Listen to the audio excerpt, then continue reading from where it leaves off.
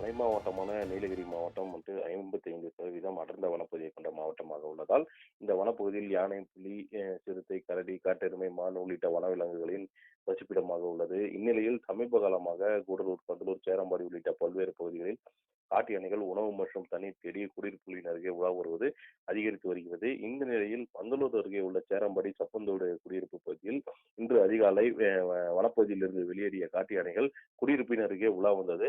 அப்போது மொய்தீன் என்ற நபர் வீட்டின் அருகில் வந்த காட்டு யானைகளை விரட்ட முயன்ற போது காட்டு யானை தாக்கியதில் சம்பவ படுகாயமடைந்தார். இதனைத் தொடர்ந்து படுகாயமடைந்த மொய்தீன் என்பவரை அப்பகுதி மக்கள் மீட்டு மருத்துவமனைக்கு அழைத்து சென்ற நிலையில் அவரை பரிசோதித்த மருத்துவர்கள் அவர் இறந்துவிட்டதாக கூறினர். இதனைத் தொடர்ந்து கூடலூர் பகுதியில் மனித வனவிலங்கு மோதல் என்பது தொடர்ந்து அதிகரித்து வரக்கூடிய நிலையில் மனித உயிரிழப்புகள் ஏற்பட்டு வருவதாக கூறி அப்பகுதி மக்கள் உயிரிழந்த நபரின் உடலை வாங்க மறுத்து காட்டு யானைகள் ஊருக்குள் வராமல் இருக்க நடவடிக்கை மேற்கொள்ள வேண்டும் என சாலை மறியல் போராட்டத்தில் ஈடுபட்டு வருகின்றனர். இதனால் அப்பகுதியில் பெரும் பரபரப்பானது ஏற்பட்டுள்ளதோடு மட்டுமல்லாமல் போக்குவரத்து பாதிப்பானது ஏற்பட்டுள்ளது.